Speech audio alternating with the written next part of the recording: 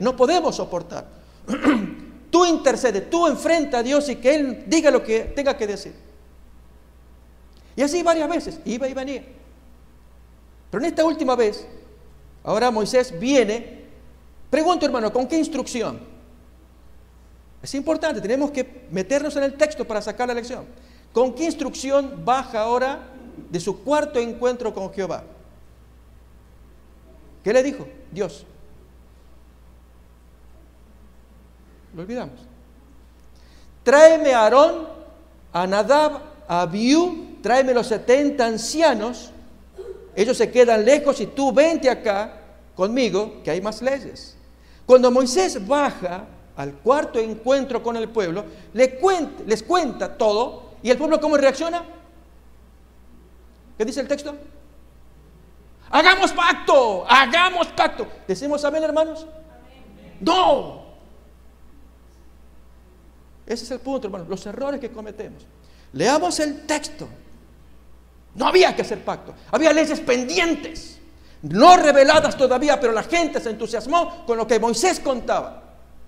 Pacto, pacto, hagamos pacto, sin saber que si se viola el pacto, como de hecho lo violaron, ¿qué salida había para el culpable? Porque, hermanos, pregunto, ¿para qué Dios dijo, tráeme a Aarón y a sus 2 hijos mayores? ¿Para qué?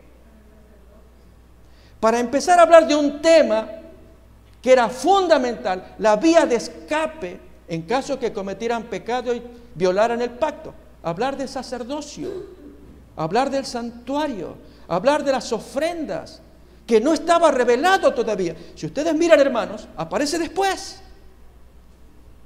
Pero leamos el pacto, el adelantado pacto erróneo que el pueblo celebra, del entusiasmo que se tiene al ver un semejante Dios, tronante, mandamientos, o vamos a obedecer, pero claro que queremos ese Dios que nos proteja.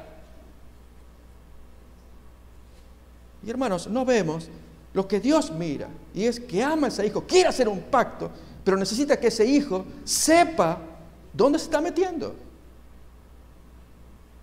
Hacía falta el palo en la rueda, o la piedra, el tropezón en la rueda. Era mostrar a Cristo a través de los símbolos del santuario. Fíjense, hermano, vamos a leer el pacto ahora. Capítulo 24, que aparece en el texto de Hebreos 9 que hemos leído. Ya hemos leído Hebreos 9. Ahí lo cuenta el apóstol Pablo y describe cómo fue hecho el pacto. Que roció allí el libro al pueblo, roció todo para hacer un pacto. Y no había santuario o intercesión revelada todavía. Tan importante para un pacto. Versículo 3 otra vez. Y Moisés vino y contó al pueblo todas las palabras de Jehová y todas las leyes hasta ese momento reveladas. Y todo el pueblo respondió a una voz: hagamos o haremos todas las palabras que Jehová ha dicho. Y hermanos, por la presión, eso cuenta el espíritu de profecía. No era Moisés, era la gente entusiasmada. Empiezan a moverse para ya hacer el pacto. Moisés escribió todas las palabras de Jehová y levantándose de mañana edificó un altar al pie del monte y 12 columnas según las 12 tribus de Israel. Y envió jóvenes de los hijos de Israel, los cuales ofrecieron holocaustos y becerros como sacrificios de paz a Jehová. Y Moisés tomó la mitad de la sangre y la puso en los tazones y esparció la otra mitad de la sangre sobre el altar. Y tomó el libro del pacto, lo leyó a oídos del pueblo, el cual dijo: haremos todas las cosas que Jehová ha dicho y obedeceremos. Por tercera vez, hermanos, aparece esta expresión del pueblo, esas ganas de obedecer. Mis hermanos, esas ganas no son muy diferentes de las palabras de Pedro. Mi vida pondré por ti. Pedro, yo estoy orando por ti, tú no te conoces. No, maestro, no, jamás te voy a traicionar. Mi vida acá, estos te pueden traicionar, yo no, porque yo te amo, yo voy a hacer lo que tú dices, yo te voy a obedecer. No, hermanos, no nos conocemos. Dios sí nos conoce. Y sabiendo que somos débiles y pecadores, ¿qué hace Él? Provee una salida, que se llama santuario, sacerdocio, intercesión, sacrificios. Todo, hermanos, que va a aparecer justamente a continuación de esta experiencia de un pacto anticipadamente celebrado. Seguimos leyendo. Versículo 8. Entonces Moisés tomó la sangre y roció sobre el pueblo y dijo, he aquí la sangre del pacto que Jehová ha hecho con vosotros sobre todas estas cosas. Y subieron Moisés y Aarón, Nadab y Abiú y 70 de los ancianos de Israel y vieron al Dios de Israel. Hermanos, muy bonito todo lo que aparece allí en la descripción. Pero veamos ahora las restantes o posteriores leyes que Dios había prometido dar. Capítulo 25, y todas tienen que ver con el santuario y el sacerdocio. La ofrenda para el tabernáculo, versículo 10. Estoy guiándome por los títulos que ponen los editores. Ahí en algunas Biblias puede aparecer, en otras no, pero es la esencia de lo que contiene ese capítulo. Versículo 10, el arca del testimonio. Versículo 23, la mesa para el pan de la proposición. Versículo 31, el candelero de oro. Capítulo 26, el tabernáculo, todo el capítulo. Capítulo 27, el altar de bronce. Versículo 9, el atrio del tabernáculo, aceite para las lámparas. Versículo 20, capítulo 28, las vestiduras sacerdotales. ¿Nos damos cuenta, hermanos? Todo referente al sacerdocio, al santuario, los sacrificios, las ofrendas. Tanto, hermanos, que seguimos leyendo capítulo por capítulo. Finalmente en el 31, cuando Dios le dice a Moisés, yo quiero gente experta para esto. Y él ya pensó en gente especial a quienes Dios dotaba con dones especiales para que hagan el edificio del modo como Dios quería. Pero aquí, hermanos, que apenas termina el capítulo 31 y empiezan los problemas. ¿Cuál es? La violación del pacto, el becerro de oro. 31, 18, hermanos, el resto ya sabemos. ¿Se entiende? ¿Entendemos ahora, hermanos? ¿Celebraremos pacto o nuevo pacto con el Señor? Pastor, perdóneme, usted me metió miedo, porque yo venía contento para celebrar la Santa Cena, yo vine con ganas. Yo vengo acá, pero con lo que usted pone acá, no, hermanos, no es eso. O no entendemos todavía si pensamos así. Es ver las cosas como Dios las ve. ¿Cómo Dios las ve? Miremoslo al Señor en el nuevo pacto. Mis hermanos, ¿quién puso la llave para entender todo el sistema? La llave que une el Antiguo y Nuevo Testamento y poder ver claramente qué significa todo ello que pasó. Y ver acá el cumplimiento de ello. Pregunto, ¿quién puso esa llave? Juan Bautista. Mirando allí a un hombre caminando, este es el Cordero de Dios que quita el pecado del mundo. Perdón, Juan, ¿qué estás diciendo? Ese es un ser humano. Si tú hablas de Cordero, están allá, donde los sacerdotes. No, ahí está el Cordero que camina, el que quita el pecado del mundo. Hermanos, Juan dio la clave. Hasta el día de hoy su expresión sigue siendo de valor, revelada por el Espíritu Santo. Pues vamos entonces al Cordero, nada menos que en su momento de Pascua, cuando Él instituye la Cena del Señor, y luego Él pone su cuerpo como sacrificio. Lucas capítulo 22.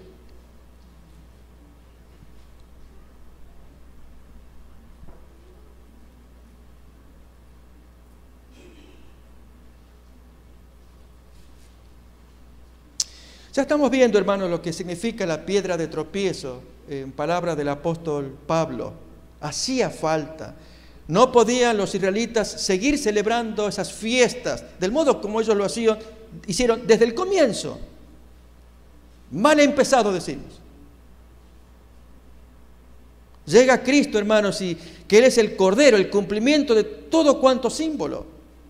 Y aún así lo desprecian. Pero sus discípulos, es lo que nos importa ahora. Y junto con ellos, tú y yo. Porque, hermanos, tú y yo nos tenemos que sentar a la mesa de la cena pascual, de cuando Jesús instituye la Santa Cena, que en un momento más vamos a tomar. Y a la hora de sentarnos al lado de cada discípulo, que tú y yo nos identifiquemos, veremos cada personaje, y especialmente prestemos mucha atención a las palabras del Dios que está sentado allí. Eso es lo más absoluto, lo más importante. Yo te digo, mi hermano, y a los hermanos que están en la distancia mirando también, ¿cuánto quiere el Señor que se celebre la Pascua? Que se celebre el rito de la comunión. pero que tengamos actitudes absolutamente conforme a la voluntad de Dios. ¿Cuál es? Leámoslo en Lucas capítulo 22.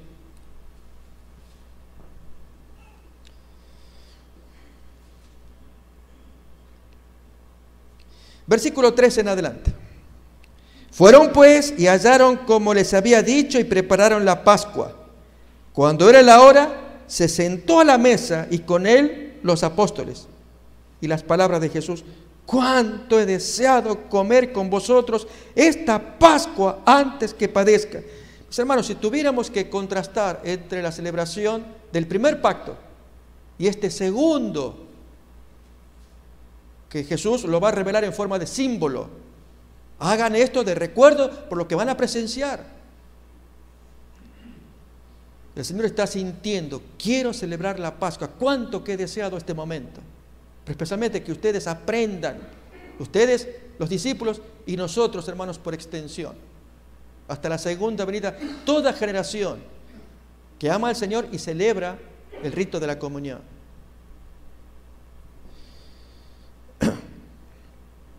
Versículo 17. Y habiendo tomado la copa, dio gracias y dijo: tomad esto y repartidlo entre vosotros, porque os digo que no beberé más del fruto de la vid hasta que el reino de Dios venga. Y tomó el pan y dio gracias y lo partió y les dio diciendo: esto es mi cuerpo que por vosotros he dado, haced esto en memoria de mí. De igual manera, después que hubo cenado, tomó la copa diciendo: esta copa es el nuevo pacto en mi sangre, que por vosotros se derrama. Y mientras, hermano, Jesús estaba en un momento tan especial, esa noche fue una noche sumamente llena.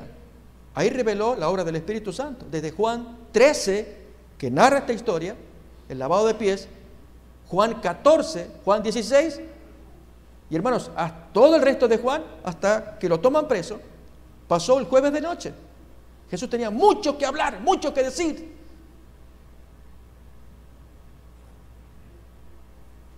Tengo tantas cosas, pero no las podéis sobrellevar. Pero cuando venga el Espíritu Santo les va a enseñar. Hermanos, abramos nuestra mente. Dios quiere enseñarnos más y más, pero con una condición.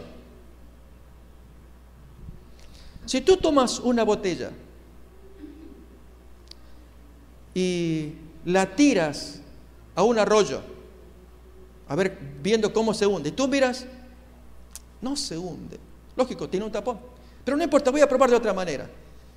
Tal vez sea poca el agua. La voy a tirar al mar a ver si la botella se hunde. Y tú miras, no se hunde. Es que, no sé, tiene que haber más agua. Le voy a tirar al océano a ver si se hunde esa botella de una vez. Así, hermano, nos pasa a cada uno de nosotros cuando estamos tapados. Por más que tengamos luz y más abundante luz, si esto no se destapa, no hay forma de que entre ni una gota de agua. Y en el caso de los discípulos, hermanos, no les entró nada, porque hay un texto que lo revela. Mientras que Jesús estaba ansioso, sus momentos dramáticos, cuánto que he deseado este momento de estar con ustedes. Y va enseñando el valor del símbolo. Cuando coman el pan, háganlo en recuerdo. Cuando beban la copa, este es el nuevo pacto que yo hago y mi sangre que se derrama por todos ustedes. Y hermano, su corazón abundaba y quería enseñar más. ¿Dónde está el tapón, hermanos? En la mente de sus amigos. Versículo 24. En la misma noche de la Santa Cena, hubo también entre ellos una disputa sobre quién de ellos sería el mayor. Y hermano, Jesús, que oye esa discusión que hay peleando por los puestos, hay una frase bonita del Maestro. Los reyes de las naciones se enseñorean de ellas y los que sobre ellas tienen autoridad son llamados bienhechores. Mas no así vosotros. Entre ustedes es distinto. Dejen esos modelos de reinos y gabinetes y poder. Es distinto. Mis hermanos, es lo que Jesús nos quiere enseñar cada vez que tengamos Santa Cena. Quitémonos el tapón. Abramos nuestra mente. Dejemos que Él nos enseñe, que nos impacte, que el Espíritu Santo nos hable. Porque entre los reinos del mundo y lamentablemente alguna que otra iglesia adventista que imita esos procedimientos mundanos, los puestos. No me eligieron anciano, pero voy a hacer lo posible para que allí el pastor se dé cuenta que como anciano yo voy a hacer una reforma en toda la iglesia. Si me votan como jefe de diaconisas, esto se da vuelta todo acá. Y estamos así, hermanos.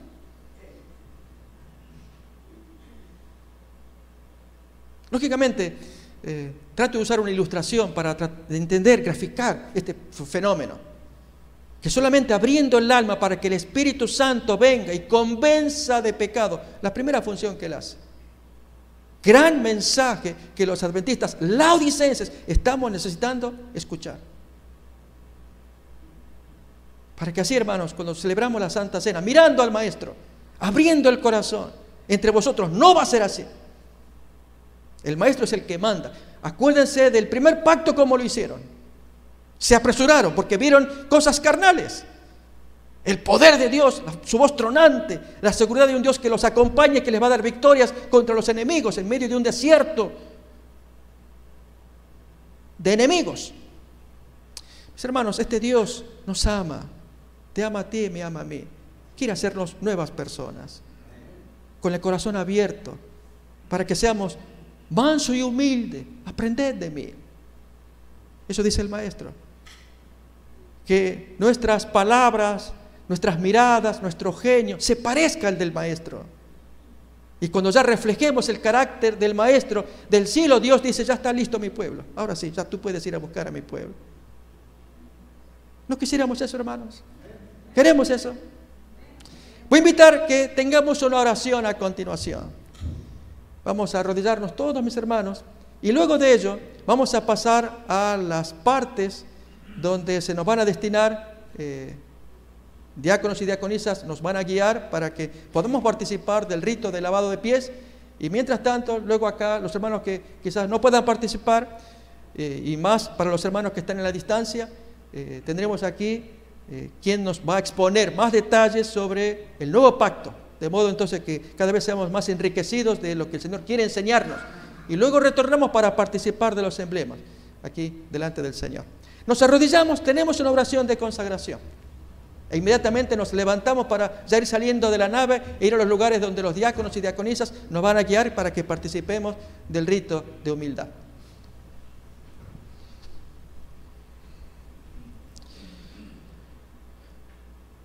Querido Padre que estás en el cielo, queremos darte gracias por la palabra de Dios, gracias por la piedra de tropiezo, roca de caída, que es el Señor Jesús cuando vino a la tierra para revelar las características del reino de Dios que Dios quiere implantar aquí en la tierra y lo ha logrado. Primeramente su reino de gracia con la obra de Cristo, su sacrificio y sus seguidores que lo aman, para luego poner su reino de gloria en la segunda venida. Oh querido Padre, pedimos que nos enseñes para no cometer los errores que en la antigüedad muchos hicieron, aún viendo los amados discípulos que no entendían en profundidad. Pero el Maestro con suma paciencia, con el infinito amor que procede de lo alto, les enseñaba y nos enseña su voluntad. Y quisiéramos, querido Padre, participar de este servicio de Santa Cena con lavado de pies, con un corazón que se entrega a ti, que aunque no somos limpios, porque el pecado nos asedia, y cuántas veces hemos caído, pedimos que te apiades y perdones nuestro pecado personal. Oh Señor, recíbenos a los hermanos que habremos de participar en los ritos, que tú puedas estar con cada uno de ellos, perdonando nuestros pecados y perdonándonos unos a otros. Y los hermanos que no pueden participar, pedimos que los bendigas de igual manera, que puedas morar con tus hijos y que estas cosas las hagamos solemnes como tú quieres, porque queremos mirarte a ti, así como te sentabas en aquella reunión con los discípulos frente a la mesa y mostrabas tu angustia. Gracias porque esto ha sido revelado Somos conscientes de la necesidad de que haya una conversión en cada uno de nosotros. Oh, querido Padre, pedimos tu bendición y lo agradecemos en el nombre de Jesús. Amén.